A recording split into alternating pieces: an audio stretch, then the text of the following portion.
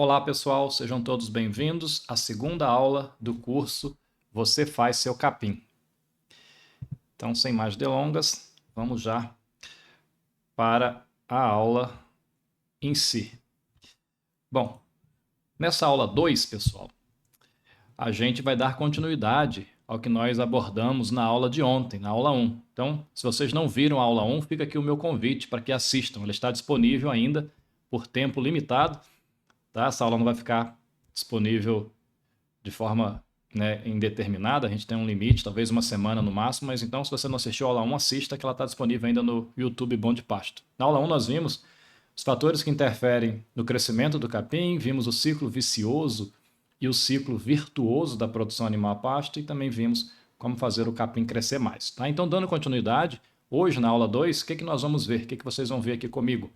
Nós vamos falar sobre as estratégias de manejo que me permitem colher o pasto no ponto certo para colher com eficiência a forragem produzida, sem prejudicar o animal em pastejo e também sem prejudicar o capim. Tá? Também vamos ver depois como transformar o capim em mais carne e mais leite, ou seja, como melhorar a etapa de conversão da forragem em produto animal que você comercializa. Também falaremos sobre o princípio básico ou fundamental do manejo da pastagem e, por fim, eu vou apresentar para vocês a pirâmide do manejo da pastagem que permite a gente organizar a maneira como as ações de manejo vão ser executadas na pastagem. Tá? E lembrando que amanhã teremos a terceira e última aula do nosso curso, Você Faz Seu Capim, que é a aula 3. A aula 3 vai ser ao vivo. Nessa aula 3, eu vou responder as suas dúvidas, as suas perguntas. Então, se você tiver qualquer dúvida ao assistir a aula 1 e também na aula de hoje, por gentileza, deixe essas dúvidas, seus comentários no chat, que eu vou analisar essas dúvidas, esses comentários, e a gente vai fazer a resposta a essas questões amanhã, na aula que será ao vivo. Tá certo? Lembrando que todas as informações desse curso Você Faz com o Seu Capim são informações que estão contidas no meu livro de mesmo título, né? O livro que eu publiquei chama Você Faz Seu Capim, assumindo a responsabilidade pelo resultado do seu capim. Então eu resumi um pouco do que tem no livro e preparei na forma desse curso, tá? Então vamos lá. Como eu disse, na aula de ontem, na aula 1, nós aprendemos a fazer o capim crescer mais. Nós vimos o que a gente pode fazer para melhorar o crescimento do capim, ou seja, melhorar a produção de forragem da pastagem. Essa é a primeira etapa. É a base para que eu tenha produção de carne e de leite na pastagem. Eu tenho que ter um capim crescendo bem, de forma ativa, sendo produtivo. Mas não basta, né? Não basta produzir só muito capim. Eu tenho que colher o capim no ponto certo, no ponto ótimo. É isso que a gente vai ver, que é como melhorar a etapa de utilização, como fazer os animais colherem através do pastejo de forma eficiente e no ponto certo a forragem que eu produzi na minha pastagem. Então, o que a gente pode fazer para melhorar essa etapa de utilização? Basicamente, a gente vai atuar no que nós chamamos de manejo do pastejo. O homem deve controlar a maneira, a forma como os animais colhem a forragem produzida na pastagem através do pastejo. Ao fazer isso, ele está fazendo o manejo do pastejo. E uma das formas da gente fazer esse controle do processo de pastejo é escolhendo o tipo de pastejo que a gente vai trabalhar na pastagem. Então, no Brasil e no mundo, existem basicamente dois tipos de pastejo. É claro que existem algumas modalidades desses dois tipos de pastejo, mas os principais são o pastejo rotativo e o pastejo contínuo. No pastejo rotativo, que está representado aqui nessa figura, a gente pega a pastagem, divide ela em piquetes, no mínimo 2 piquetes, né, mas pode ser mais. Mas essa pastagem dividida em piquetes, o que a gente vai fazer? A gente vai manejar cada piquete com um período de ocupação seguido por um período de descanso. Durante o período de ocupação, os animais estão no piquete. E durante o período de descanso, os animais não estão no piquete. Tá? Já no pastejo contínuo, que está representado aqui pela figura da direita, a pastagem, geralmente, ela não é subdividida em piquetes. Tá? Isso não é uma regra, mas geralmente isso que acontece. E os animais, então, eles têm acesso ilimitado e restrito a toda a área da pastagem e estão sempre presentes na área da pastagem. Por isso que a gente diz que a presença do animal, né, a lotação é contínua nesse tipo de pastejo. Tá? Então são os dois grandes tipos de pastejo, não tem um melhor do que o outro, tá? Eles são tipos de pastejo que você deve usar em função das características da sua fazenda, da sua propriedade, mas não tem um melhor do que o outro, não. Ok? Mas ao escolher o tipo de pastejo rotativo e pastejo contínuo, a gente está, de certa forma, controlando a movimentação dos animais na pastagem e, consequentemente, a gente está controlando a maneira como esses animais colhem a forragem que foi produzida na área da pastagem. Ok? Quando a gente subdivide a pastagem também, a gente está fazendo uma melhoria nessa eficiência de colheita da forragem. Então, mesmo a pastagem, às vezes vocês podem pensar assim, é só pastagem manejada em pastejo rotativo, que tem subdivisão? Não, eu posso ter uma pastagem manejada em pastejo contínuo, também com divisões. Imagina uma pastagem de 10 hectares que eu botava lá 30 bois. Eu posso pegar essa pastagem de 10, pastejo contínuo, tá? Eu posso pegar essa pastagem de 10 hectares, dividir ela no meio. Agora eu tenho 2 piquetes, né? Cada um com 5 hectares. E agora, se eu colocar, por exemplo, 15 animais, 15 bois num piquete, mais 15 no outro, continua ainda com uns 30 bois, 30 animais na área. Só que agora tem 15 num piquete e 15 no outro. Os animais estão lá o tempo todo, de forma constante, contínua na pastagem. Isso é lotação contínua.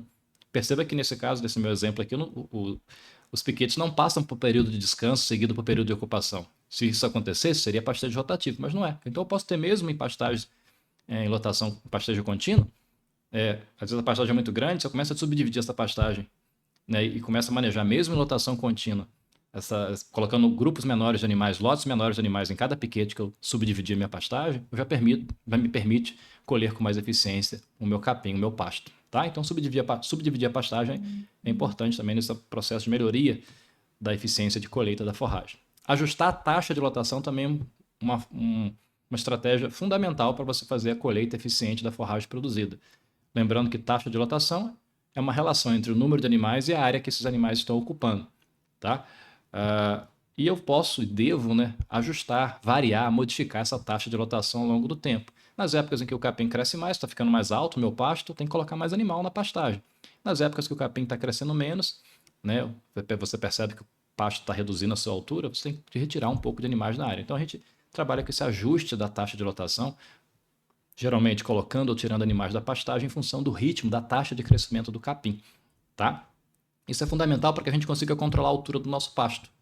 Tá? O ajuste da taxa de lotação é a ferramenta prática que nós temos, que o pecuarista, o manejador da pastagem tem em suas mãos para manter o pasto dentro das alturas ideais, corretas, que são as nossas metas para fazer o controle do nosso pasto. Tá? Então, já tem uma série de pesquisas, né, que foram feitas no Brasil com vários tipos de capins tropicais. A partir dessas pesquisas, a gente tem recomendações de manejo do pastejo com base em valores meta de altura. Por exemplo, em pastejo rotativo, né, a gente tem as chamadas alturas pré-pastejo, que são aquelas alturas que o pasto tem no momento que os animais vão entrar no piquete. Tá? Então, se você trabalha, por exemplo, nessa tabela aqui tem valores de altura pré-pastejo para vários capins tropicais, né, esses valores de altura pré-pastejo que estão nessa tabela aqui, pessoal, são alturas máximas. Eu não poderia deixar meu capim passar desse ponto. Então, por exemplo, se você faz um pastejo rotativo com capim elefante cultivar Camerun, essa primeira linha aqui do primeiro capim que aparece aqui nessa tabela.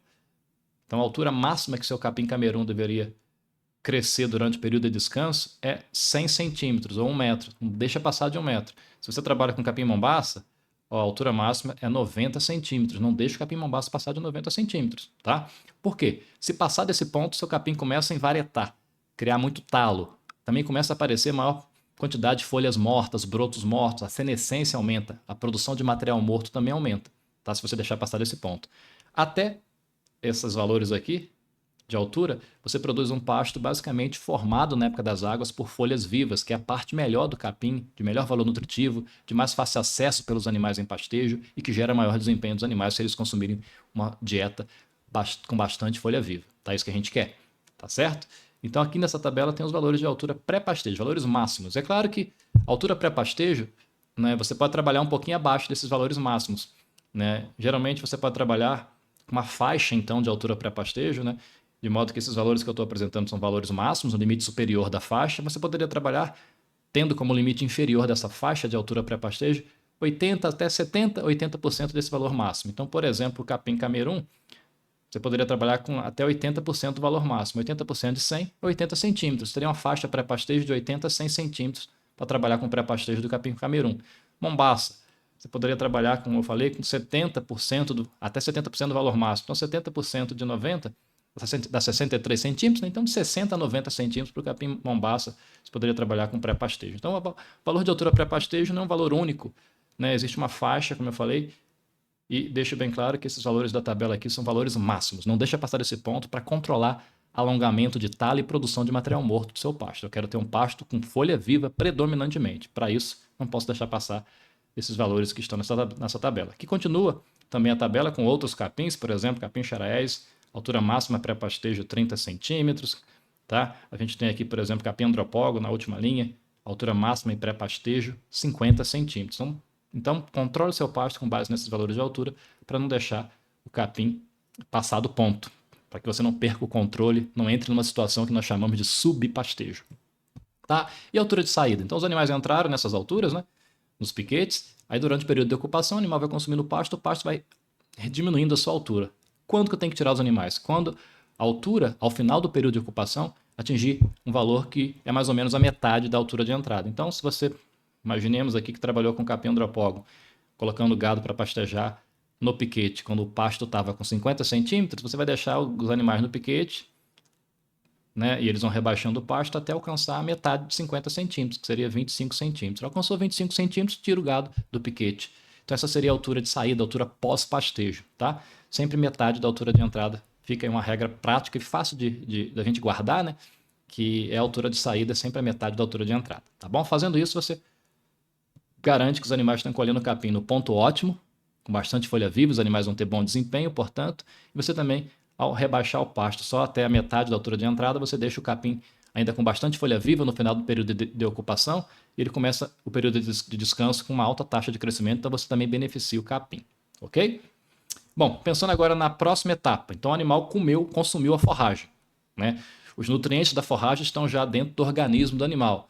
Agora, esses nutrientes têm que ser convertidos em carne e leite, né? É a etapa de conversão. E como é que a gente pode melhorar essa etapa de conversão? Também existem várias estratégias de manejo que você pode usar para melhorar a conversão, como, por exemplo, escolhendo um capim adequado. A gente sabe que existe o fator genética do capim que influencia no valor nutritivo da forragem que esse capim produz. Por exemplo, dentre as braquiárias, é sabido que o capim umidícola tem uma genética para produzir uma forragem com pior valor nutritivo. Então, é um fator genético. Então, se você quer ter um capim que produz uma forragem de bom valor nutritivo, pense num capim que tem genética, potencial genético para expressar essa característica. É claro que, sempre bom lembrar, o fator que mais impacta o valor nutritivo do capim é o manejo, especialmente, né, aquela altura que você maneja esse capim, né, a altura do pasto no momento que você coloca o gado para pastejar. Isso aí é de longe o fator que mais impacta o valor nutritivo. Mas tem também o fator genético, e como eu disse, cada capim tem uma genética para produzir mais ou menos forragem com mais ou menos valor nutritivo.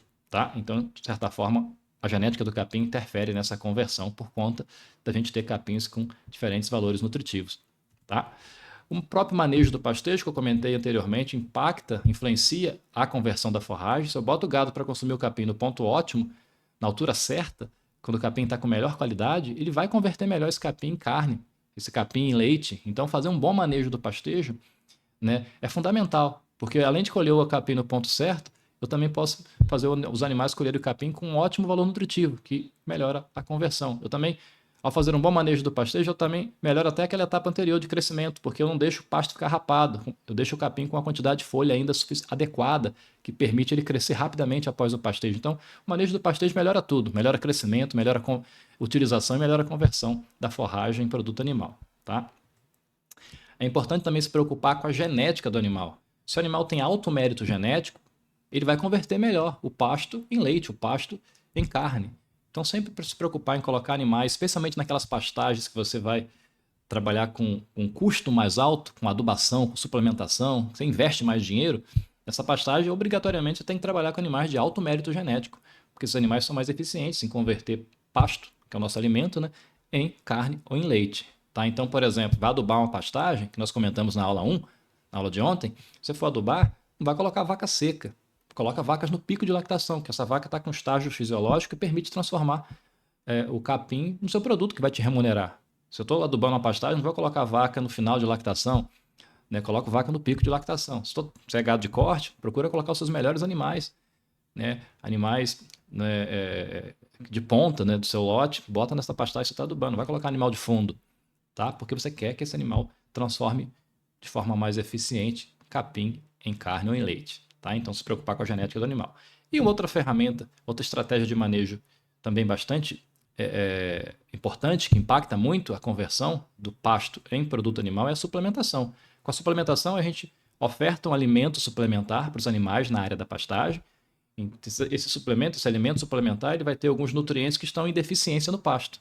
Então, com a suplementação, a gente corrige essas deficiências nutricionais do pasto e, ao fazer isso, a gente consegue até mesmo melhorar a conversão do pasto em carne ou em leite. Tá? Então, a suplementação é uma técnica muito efetiva para melhorar a conversão dos animais, a conversão da forragem do pasto, né, em carne ou em leite. Tá? Por exemplo, esse é um quadro, uma tabela, em que a gente mostra aqui uma média de desempenho que é esperado de bovinos quando eles são submetidos a diferentes estratégias nutricionais durante a época seca. Então, se na seca você ofertar só sal mineral para os animais em pastejo, eles tendem a ganhar em torno de 50 gramas, valores médios. Tá? Claro que isso vai depender muito do tipo de pasto que você tem na seca, da quantidade e da qualidade do seu pasto, mas em média 50 gramas. Tá?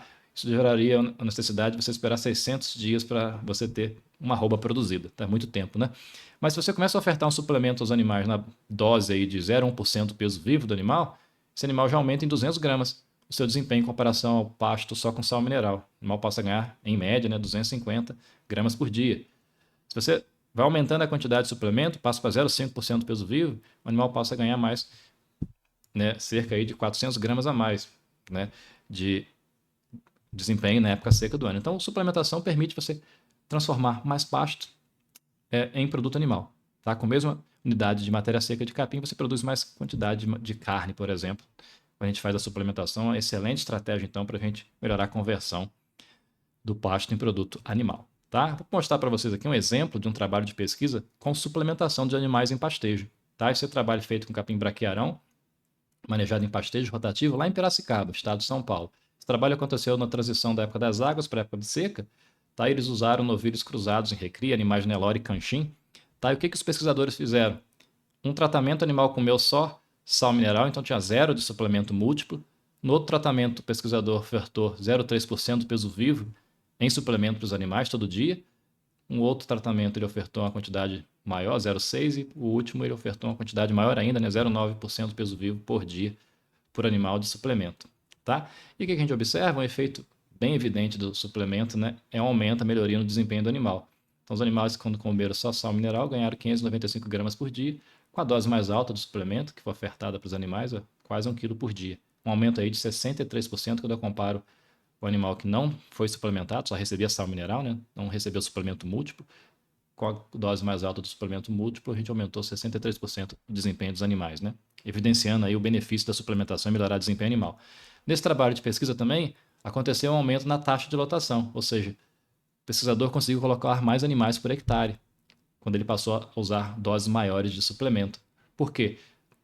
Com a oferta do suplemento para os animais, o animal comeu mais suplemento e deixou de consumir o pasto. Houve o que nós chamamos de efeito substitutivo do pasto pelo suplemento. Né? Então, como cada animal suplementado com dose mais alta, né, de suplemento consome menos pasto, eu consigo colocar mais animais na pastagem sem prejudicar o capim, sem causar superpastejo. Então, a suplementação, quando você tem efeito substitutivo, como aconteceu nesse trabalho, também te permite aumentar a taxa de lotação. Nesse caso aqui, a taxa de lotação saiu de 4,5 A por hectare para 6,12, um aumento de 33%. Um outro benefício que você pode ter com a suplementação dos animais em pastejo, esse aumento da capacidade de suporte da pastagem. Tá? Se o desempenho animal aumentou, se a taxa de lotação também aumentou com a suplementação nesse trabalho, é natural que a gente tenha um aumento na produção por área, já que a produção por área é calculada pela multiplicação da taxa de lotação pelo desempenho dos animais. Então, nesse trabalho, a produção por área em arrobas por hectare saiu de 16,3 arrobas por hectare, quando os animais tinham acesso apenas ao sal mineral, e pulou para quase 34 arrobas por hectare, com a oferta de 0,9% do peso vivo por animal dia de suplemento, um aumento de 107%, mostrando então o grande potencial que que a suplementação tem de melhorar o resultado de produção animal em pastagem. Mas sempre quando a gente trabalha com uma estratégia de insumo, a tecnologia de insumo, como a suplementação, que eu vou ter que gastar dinheiro com a compra do meu suplemento, é interessante fazer uma análise custo-benefício dessa estratégia. É importante fazer uma análise econômica, mesmo que simplificada, da tecnologia. Por exemplo, nesse caso aqui, vamos considerar que o quilo da nosso peso vivo, da nossa carne, é de R$ 10,33. Tá? E vamos supor que eu vou ofertar por dia por animal 1 quilo de suplemento e o preço médio desse suplemento é R$ 1,50. Com base nessas informações, você pode fazer isso com o uso de planilhas de Excel. Inclusive, se você ficar comigo até a aula de amanhã, aula 3, eu vou te mostrar uma forma de você de eu te enviar essa planilha que eu estou projetando aqui nesse slide para você. Uma planilha simples que permite você calcular essa relação custo-benefício da suplementação. Tá? Se você ficar com a gente então, até a aula de amanhã, eu vou te mostrar como que você pode fazer para ter acesso a essa planilha que eu estou mostrando agora para vocês. Mas enfim, com base nessas informações, você bota os dados na planilha e você calcula a quantidade de produção animal né, a mais que você vai ter que ter para pagar o custo com a suplementação.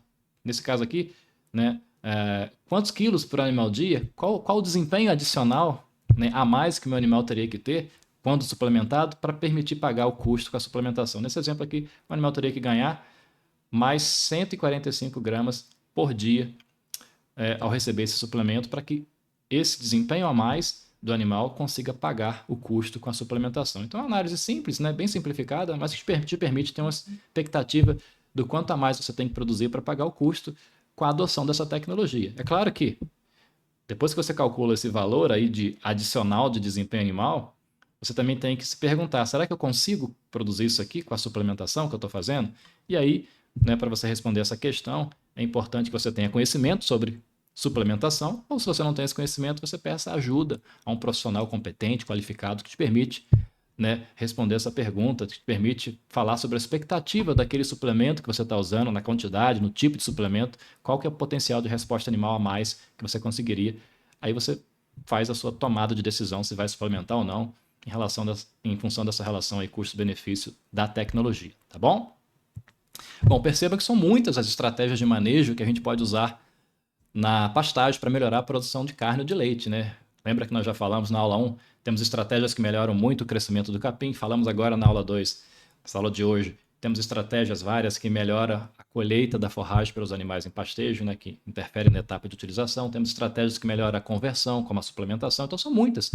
Como são muitas as estratégias de manejo, a gente pode tentar organizar essa estratégia classificando ela em dois grandes grupos. Então, nós temos as tecnologias chamadas de processo, que é um grupo de estratégias de manejo. Basicamente, nas tecnologias de processo, a gente vai usar somente insumo intelectual, conhecimento.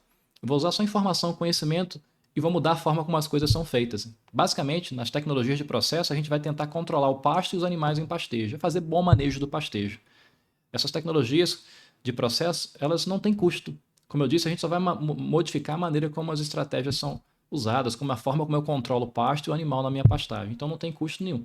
Já as tecnologias de insumo, como o próprio nome sugere, aí sim eu tenho que usar, além do insumo intelectual, informação, conhecimento, eu também tenho que usar insumos externos ao meu sistema de produção. Eu vou ter que comprar esses insumos, então tem um custo mais alto. Então por isso, toda vez que a gente for analisar a possibilidade de usar ou não a tecnologia de insumo, tem que fazer uma análise técnico-financeira. Tá? As tecnologias de processo, não. Como elas não têm custo, eu sempre deveria adotá-las na minha pastagem, na minha fazenda, porque elas não têm custo nenhum e geram muitos benefícios. Tá? Então, sempre como ponto de partida, como prioridade, se você quer melhorar a produção animal na sua pastagem, prioritariamente você deve começar usando as tecnologias de processo, ou seja, fazendo um bom controle do seu pasto para engordar o seu gado, né? Fazendo um bom manejo do pastejo. Tá? Só para que vocês tenham como exemplo, olha só como que é importante usar estratégias de tecnologias de processo, como manejo do pastejo. Isso aqui é um trabalho de pesquisa feito com gado leiteiro, onde o pesquisador colocou as vacas leiteiras para pastejar o capim mombaça, quando o capim mombaça tinha 90 centímetros de altura pré-pastejo. Esse foi um tipo de manejo. O outro manejo, o pesquisador colocou as vacas para pastejar o capim mombaça quando ele estava mais alto, com 1,40 m, 140 centímetros. Então o capim mombaça passou do ponto aqui nesse segundo tipo de manejo. Olha a diferença que a gente teve na produção de leite. Se você deixa o capim mombaça passar da altura ideal, que seria 90 centímetros, e vai para 1,40 m de altura no pré-pastejo, aquela altura de entrada, quando o capim está com essa altura na entrada dos animais do piquete, a produção de leite da vaca caiu 30%. Ou, se você quiser fazer o raciocínio inverso, né? Quando você melhora o manejo do capim mombaça trabalhando na altura certa, a produção de leite aumenta 30%. Tá? Agora imagine se a gente tem 10 hectares de pastagem com capim mombaça, a gente coloca 30 vacas leiteiras, se cada vaca inicialmente produzisse 10 litros de leite por dia. Tá? Aí você estava com o capim mombaça manejado de forma errada, com 1,40 m. Você fez um bom manejo, melhorou, trabalhou na altura de entrada correta, 90 centímetros. Aí o que aconteceu? Suas vacas aumentaram 30% a produção de leite. De 10 litros de leite passou para 13 litros de leite. Então, você teve um adicional a mais de produção de leite de 3 litros. Esse adicional, pessoal, estou falando isso com base em resultados de pesquisa. Só. Nesse trabalho aqui que eu mostrei anteriormente, isso aconteceu. Houve um adicional de 30%. Então, se minha vaca, imagine que ela produzisse com manejo errado do mombaça 10 litros de leite, passei a manejar, né, corretamente, depois você vai ter uma perspectiva de aumentar 30% essa produção de leiteira das vacas. Ou seja, passa de 10 para 13 nesse nosso exemplo aqui hipotético. Tá? Então você tem 3 litros de leite a mais por vaca dia, adicional, que você consegue fazendo um bom manejo do pastejo, sem gastar nada com isso. Só mudei a altura de entrada, não precisei comprar nada para fazer essa melhoria no meu processo de pastejo, tá? E se eu tenho 30 vacas, ó, eu tenho 90 litros a mais por dia, tá? Nesse nosso exemplo aqui. Então, 90 litros a mais por dia, vezes 30 dias, que é o que tem no mês, né? Nós teríamos aí, por mês, mais 2.700 litros a mais sendo produzido na minha pastagem de 10 hectares desse exemplo. Considerando o preço a R$ 3 o litro de leite, você teria aí uma receita adicional de R$ 8.100 por mês. Isso é bastante coisa, não é mesmo? Então você consegue esse benefício técnico, esse benefício financeiro, sem gastar nada, só mudando a altura de entrada dos animais no piquete. Então por isso que a gente sempre começa com a tecnologia de processo como o manejo do pastejo, tá? Bom, independente das tecnologias que você vai usar na sua pastagem, todas elas são utilizadas, empregadas, adotadas, respeitando o princípio básico fundamental do manejo da pastagem, que é o que eu vou falar já já para vocês, mas esse princípio básico, fundamental no manejo da pastagem, é como se fosse a base, o alicerce. Você vai construir uma casa, não tem que fazer uma boa fundação? Mesma coisa no manejo da pastagem. Você quer adubar, você quer irrigar, você quer suplementar os animais em pastejo? Primeiro você tem que ter uma boa base, uma boa adoção de boas tecnologias de processo muito bem feitas primeiro, para depois fazer fazer uso das demais estratégias de manejo. Então, a gente tem que respeitar, né, esses princípios, essas bases, e, como eu disse, todas as tecnologias são adotadas em função desse princípio, dessa base, que é a seguinte: ó, suprimento tem que ser igual à demanda. Tudo que você faz na pastagem, a gente tem que buscar equilibrar suprimento com a demanda. O que isso quer dizer?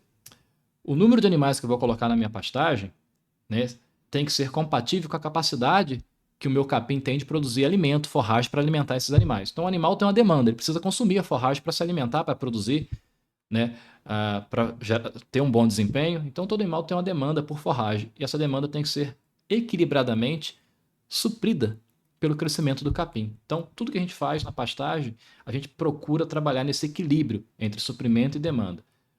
Não posso desequilibrar isso daí. Se você tiver uma demanda maior do que o suprimento, você gera um super pastejo. Por outro lado, se você tem um suprimento muito maior do que a demanda, você gera um cenário de subpastejo. O capim fica alto, passado demais. Então a gente quer equilibrar, né, suprimento com demanda.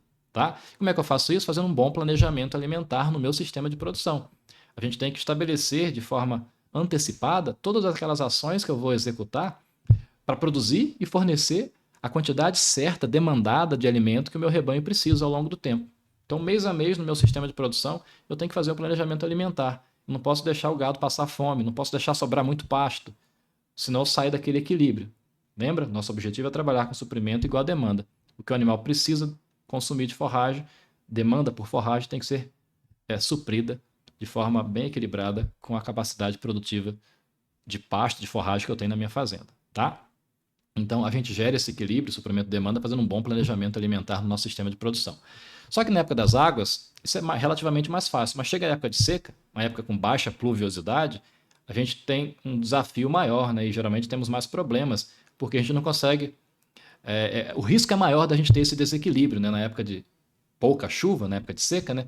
O capim para de crescer ou reduz bastante seu crescimento. Então o suprimento diminui em relação à demanda. A demanda fica mais alta do que o suprimento. Aí eu corro o risco de ter muitos problemas no meu sistema de produção. Tá?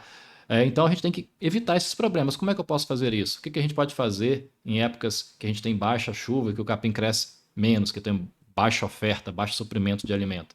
Uma das estratégias que eu já comentei na aula 1 é trabalhar com irrigação, né, para estimular o crescimento do capim. Se a sua região tem temperatura alta na seca, a irrigação resolveria bastante esse problema do baixo crescimento do capim nesse período do ano.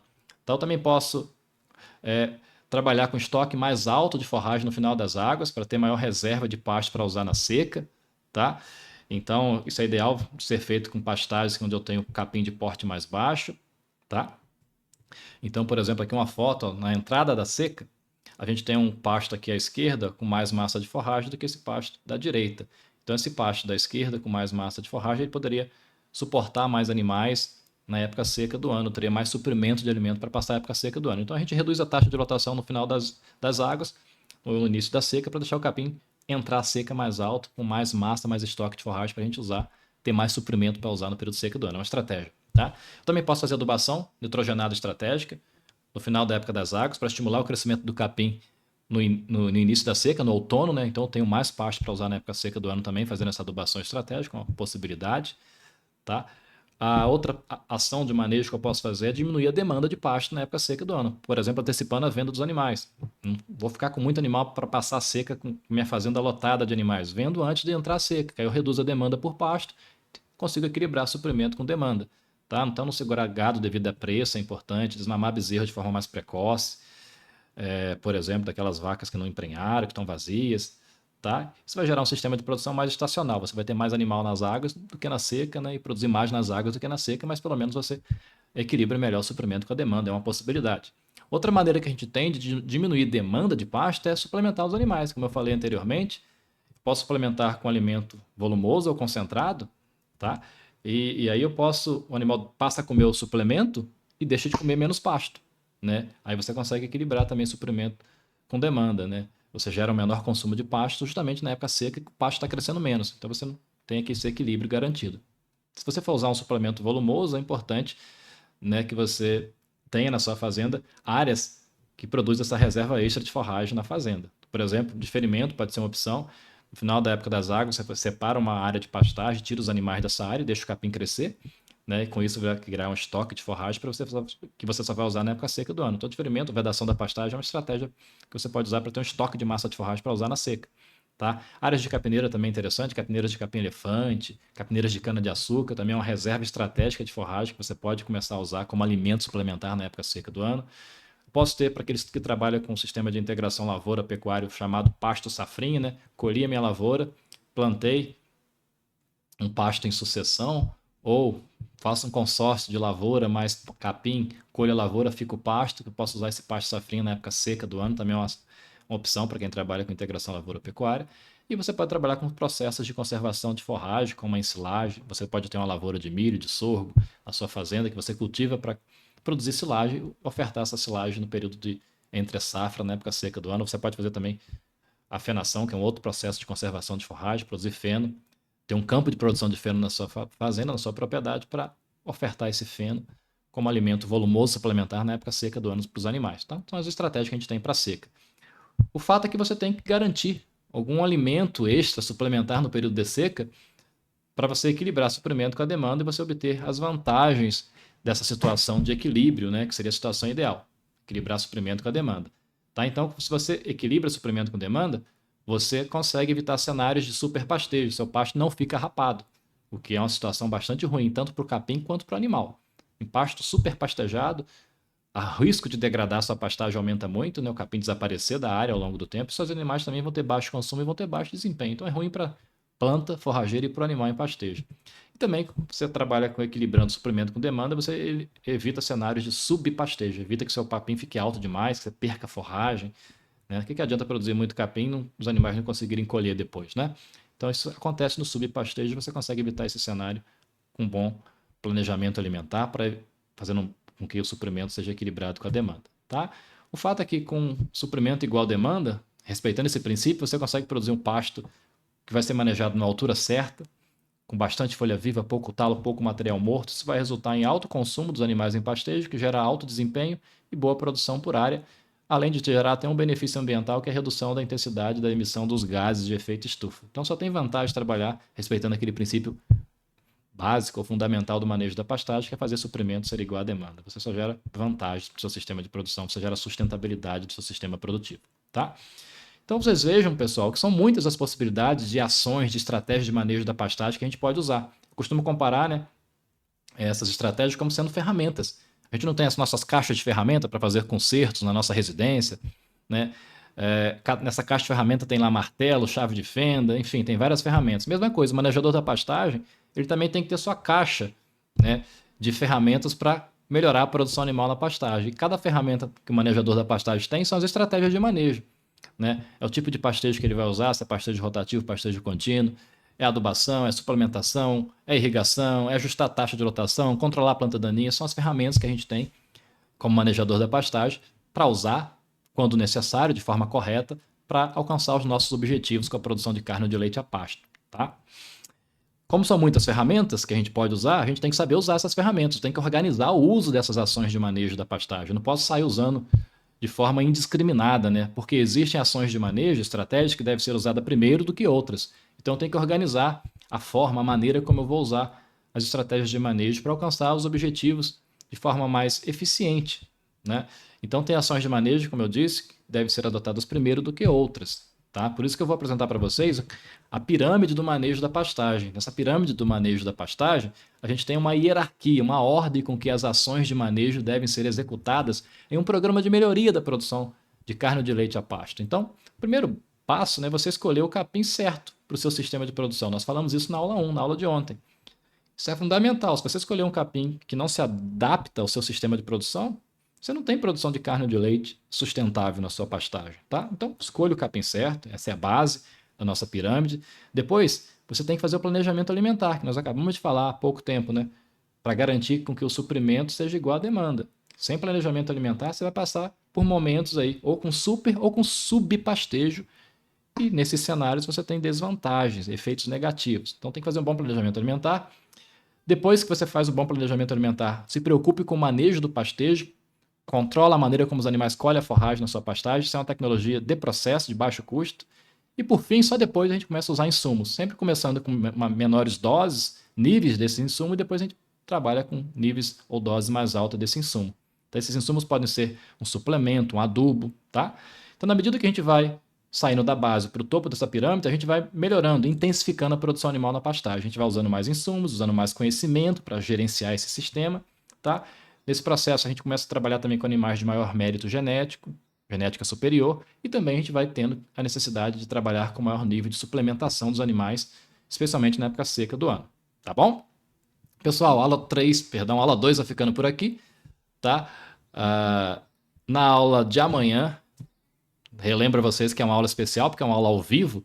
A gente vai tirar todas as dúvidas de vocês, todas as dúvidas que vocês tiveram na aula 1 de ontem e na aula de hoje. Então deixe no chat lá as suas perguntas, suas dúvidas, seus comentários, que a gente vai na aula de amanhã, ao vivo, tirar as dúvidas de vocês sobre os assuntos que nós discutimos nessas duas aulas sobre manejo da pastagem, né?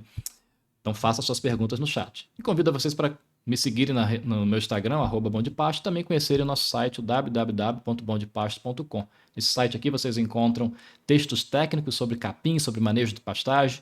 Ali também nesse site eu divulgo meus livros, tá? E tem até alguns e-books gratuitos. Confira lá, que pode ser que tenha materiais que interessem a vocês, tá bom?